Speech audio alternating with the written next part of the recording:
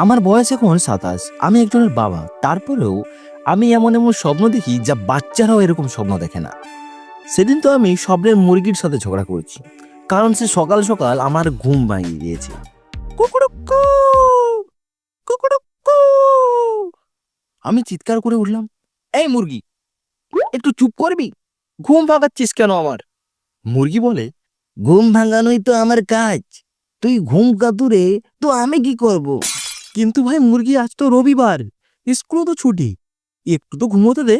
আরে ভাই, আমি কি তোর রুটিন জানি? সূর্য উঠলে ডিউটি আমার। আজ থেকে ডিউটি বন্ধ কর, তোকে করতে হবে না, আরাম করবি যা। ও, তাহলে তো আমি বেকার। তুই কি চাস, তোর মতো আমি বেকার থাকি? কি বললি? তোর বেশি বাড়ান্ত, তাই না? আজ তো রবিবার, দেখাচ্ছি মজা, তোকে ঝোল করে খেতে হবে।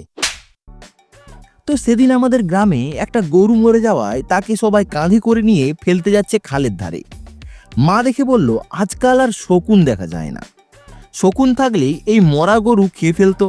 এখন দেখবি পরিবেশ দূষণ হবে, তার সাথে পচা গন্ধ উঠবে। আমার জন্মের সময় নাকি আকাশে এক বিশাল পাখি উড়তো, সবার মুখে শোনা যেত তার নাম শকুন।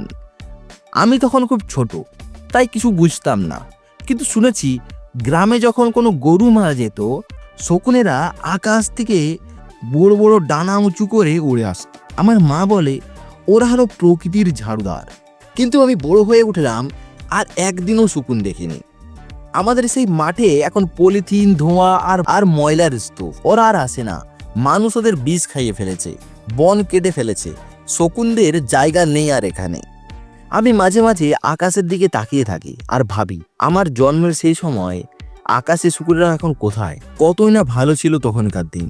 আমি যখন ইমাজিন করি, জাস্ট গায়ে কাঁটা দিয়ে ওঠে। আর রাতের বেলায় আমি যখন স্বপ্ন দেখি, আমার স্বপ্নের শকুনের মাথায় শিং রয়েছে। তোমরা প্লিজ কমেন্ট করে জানাও, কে কে আমার মতো স্বপ্ন দেখো।